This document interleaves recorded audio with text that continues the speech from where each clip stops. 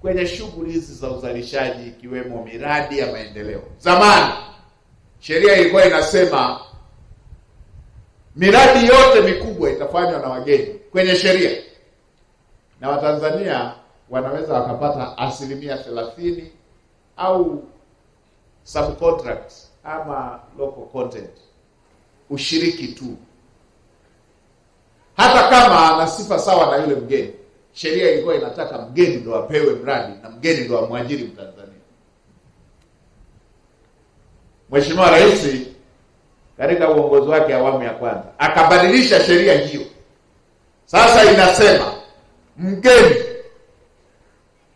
anaweza akapata mradi mkubwa, lakini sheria pia imesema Mtanzania anaweza akapata mradi mkubwa na yeye ndo akamwajiri mgeni. Katika miaka kadhaa ijayo, hili litatujengea sekta binafsi iliyo imara, yenye nguvu, iliyojengwa na Watanzania. Ndio itatujengea matajiri wa Kitanzania, na tumeshaanza kuona mifano ya utekelezaji wa mabadiliko hayo ya sheria.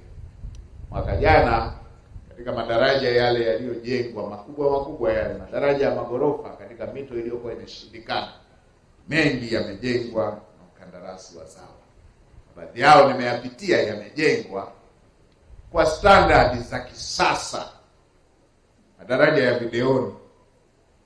Huo ni mwanzo mzuri wa kuyaishi maneno kwa vitendo. Mikakati mingine ambayo imechukuliwa na serikali inayoongozwa na Daktari Samia Suluhu Hassan ni pamoja na kupunguza tozo zaidi ya 245, yakiwa sambamba na marekebisho ya sheria niliyoyasema zaidi ya 28, kuimarisha utozaji wa huduma kupitia mamlaka za uwekezaji hapa Tanzania. Na Mheshimiwa Rais hivi majuzi alipokea taarifa